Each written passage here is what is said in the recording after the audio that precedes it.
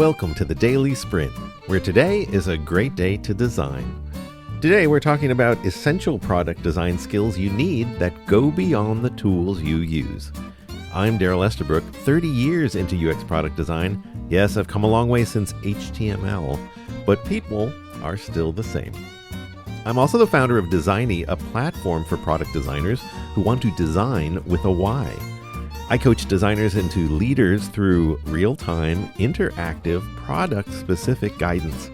Find out more and get on board with a free newsletter at designy.com.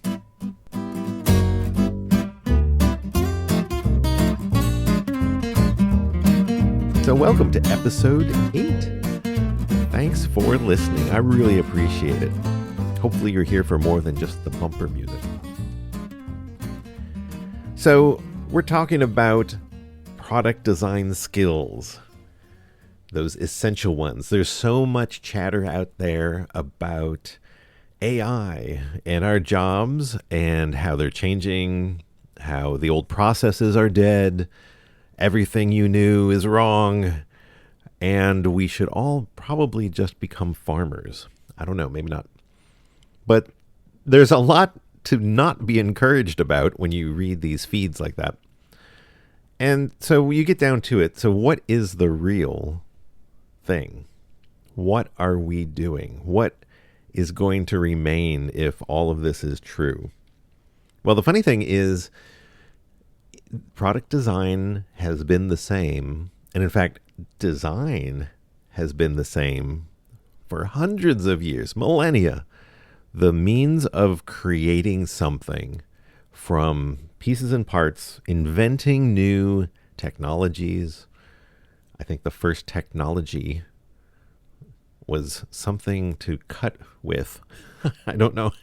It was a piece of technology that enabled someone to do something that they couldn't do before. So there's all sorts of things. And doing it on purpose to solve a problem has always existed. So when we're talking about these tools, these new tools, revolutionary tools, we've seen this before, and it's true. Things are changing. There is definitely a new contender, and we have to figure out how that fits.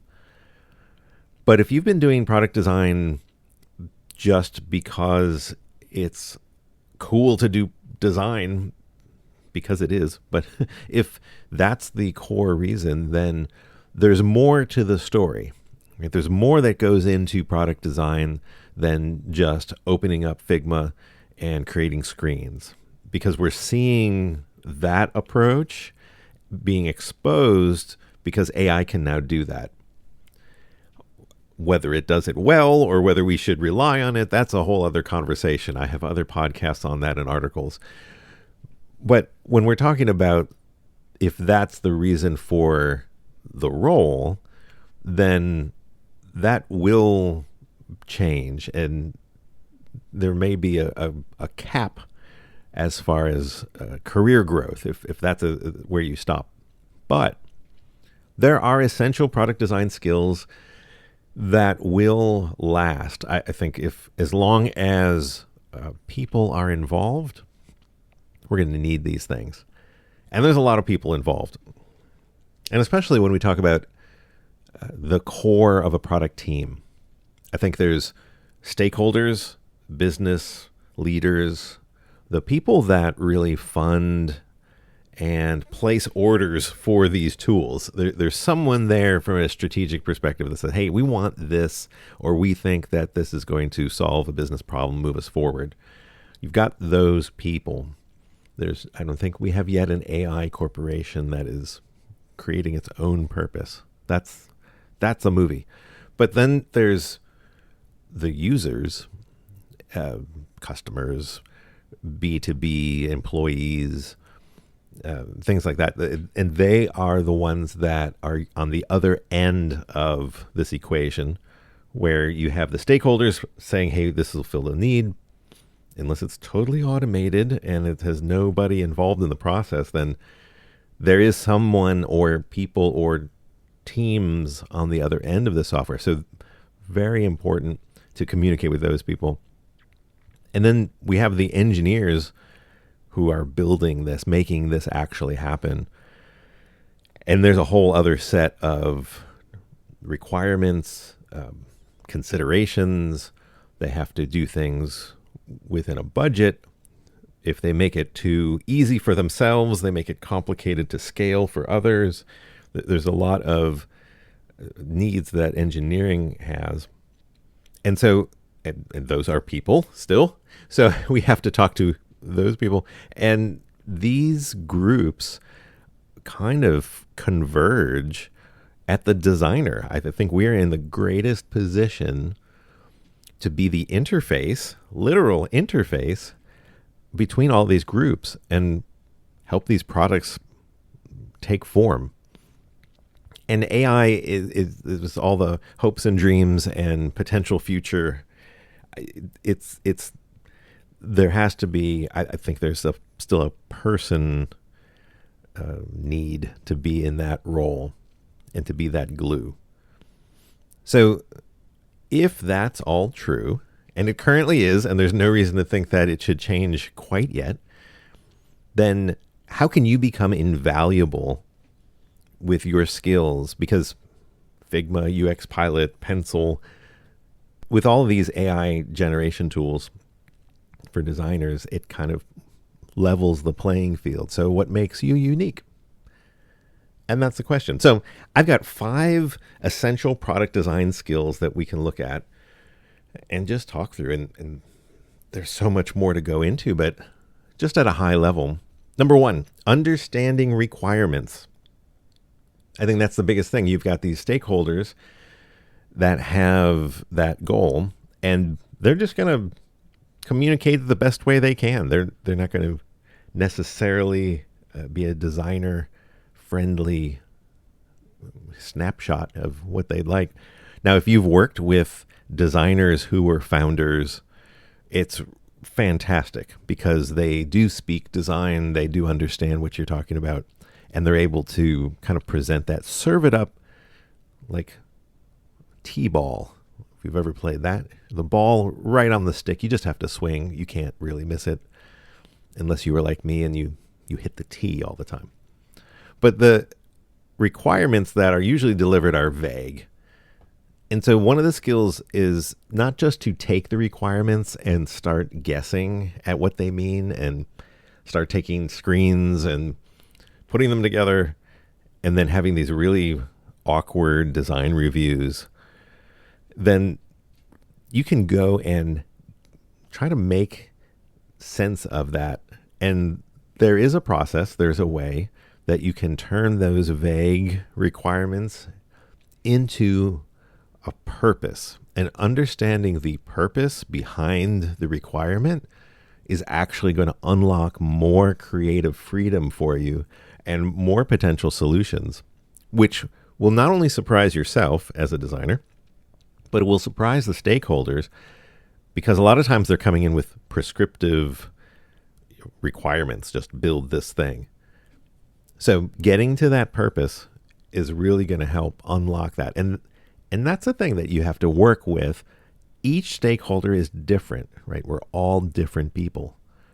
So getting to know them, their personality, their demands, their style, all of that is going to help you interface with them and get a custom conversation going into getting that purpose extracted out of the requirement. Number 2, knowing how to research. This is great. The research has such maybe a baggage to it as a designer. I never liked research. I did like the library, but in elementary school. But as a job, I've always been amazed at those who are professional researchers, just the way that they come at a problem and then present the results and talk to all the people, know all the methodologies and where to pull the levers. But as a designer, you may not always have access to a team. And so knowing how to do research on your own, or at least with the resources you have, even if you don't have resources, that's going to be invaluable, because you need a broader context than just your own understanding of a domain. So if you're designing for an electric corporation, power company, if you just go off of how you understand power at your house and how you've used power, you may be lacking if the app is supposed to help linemen fix broken poles and get their work done. Like, it's a totally different use case.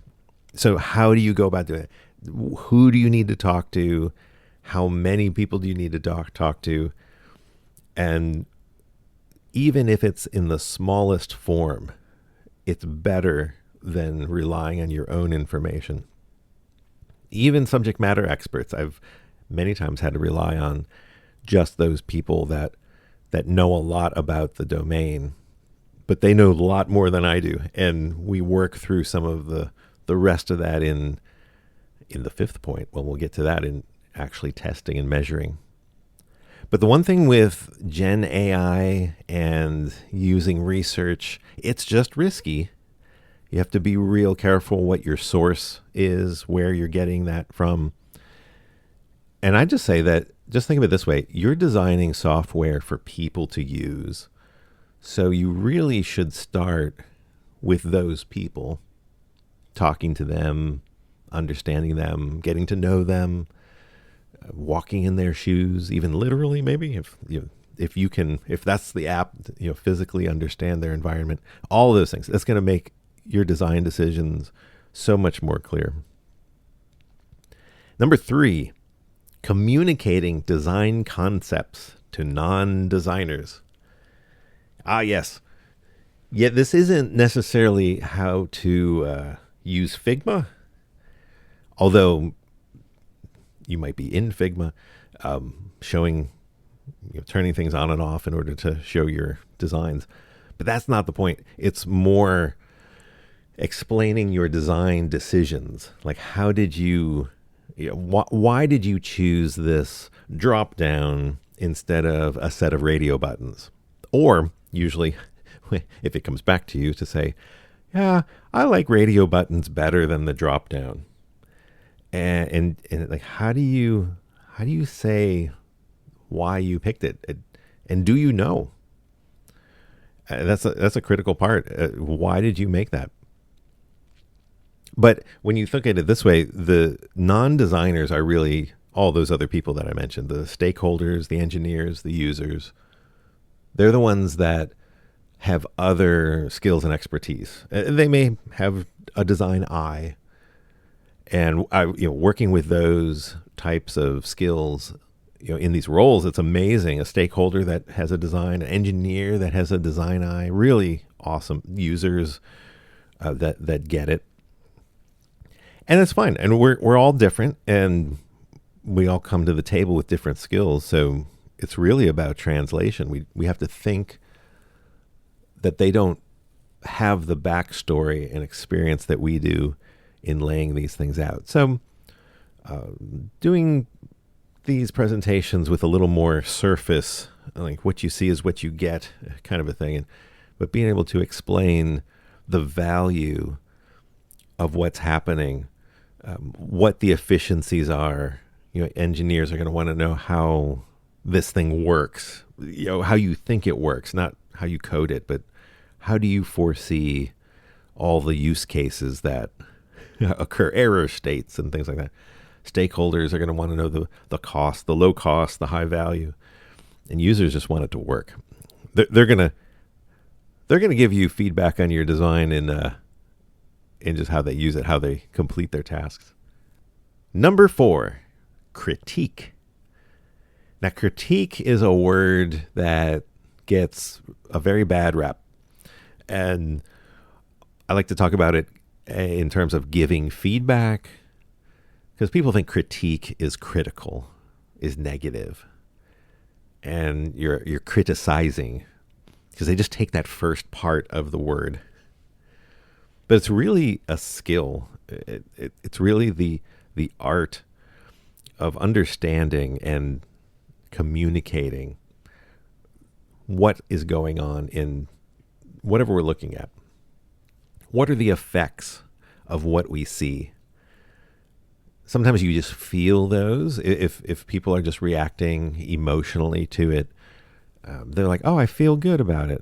Oh, it makes me uncomfortable," or and those are real. I mean, they happen, but they're not really actionable. You really can't do anything with this. It makes me feel good. Well, good. How do we do that again? We want people to feel good in this other area of the app. I don't know. What was it? Was it the blue? Was it the rounded corners? So it's really like, break it down. Like, how do we understand what's happening? You place this here, it has this effect. The good thing about critique is if you do it right, and I say right, there is a process. There are ways to look at things objectively. And so that really ties back to understanding the requirements and number one, where you have a clear purpose. Because if you don't know what the purpose is, you're really going to have a hard time explaining how this resolves that or supports that purpose. So this is probably one of the top skills you can learn, I think, because it glues so much else together. You're always having conversations with people. And you're always explaining your design decisions and trying to help them frame their feedback in an objective way. It's also important, especially with Gen AI, when you're presented with an instant screen that pops up after a prompt. How do you assess that? Is it just like, wow, that looks good, let's do it? It's not good enough. That's not going to cut it, because you don't know why it looks good, so to speak. So assessing other people's work, other designers' work, other apps, competitive analysis, like it all comes back to critique. What goes into it? What is the effect? And then number 5, getting measured feedback. And again, this is kind of like research, but except instead of doing research they would say generative research before Gen AI, but research that helps you establish the lay of the land. This is evaluating what's been done. So it is the other side of the coin. Very important. Again, a lot of methodologies. So impressed with researchers that do this for a living. And if you have one on your team, it's fantastic. I highly recommend it. But if you are it's a good thing to know how to do. And again, there's testing tools out there. There's a lot of services. It depends on what you need to know as to what kind of test you do. But how many people do you have access to them? There's lots of other questions. I say that have a conversation with a person and your design. If you are able to do it in a neutral way, or, the Jane Goodall effect, if you observe from afar, that's why these testing tools can be good, because you're really not standing over them and interacting. It's a little more realistic. But getting some kind of real world feedback from users is going to really shine the light, because users are just there. They have no other agenda except they want to get the thing done. Now, what's going to help them is realistic data in the designs, realistic flow, prototyping. Again, all depends on what the question is you're trying to answer as to how complex your tool is, your feedback tool. But Gen AI, again, that there is some benefit in being able to spin up these concepts. So there you go. 5 things. Understand requirements, know how to research, communicate designs to non-designers, critique, and get measured feedback. So there you have it. And if you're interested in digging a little deeper into these, of course, we'll be talking, I'm sure, about these in the future. But Designy Academy has courses on it. There are 2 new courses that tie into what we've been talking about. How to get research done without resources. That's one. And how to make vague requirements clear. That's another one. The one that's been there is how to get feedback that's actionable. That's a free course. That's about critique. It shows you the plan. There's a downloadable. You can go through it with your team, with yourself, with your clients, with your stakeholders, and get some things done. These are created in such a way where they're short, they are doable on your lunch hour, and probably you'll have time to try them out later that afternoon in a meeting or two. So check them out at academy.designy.com. And there's also some other upcoming courses. I'd be fascinated to see what your interest is, so you can vote on those. Your input does matter. So follow, subscribe to the Daily Sprint on the platform you're listening to now. If you have any questions, go to designy.com/ask. And while you're there, you can always sign up for the free newsletter, stay informed of what we're doing, these new courses, the daily sprints, and some other content. Sign up for that. Designy, it's design.com. Thanks for listening to the Daily Sprint. Remember, today is a great day to design with a Y. See you next time.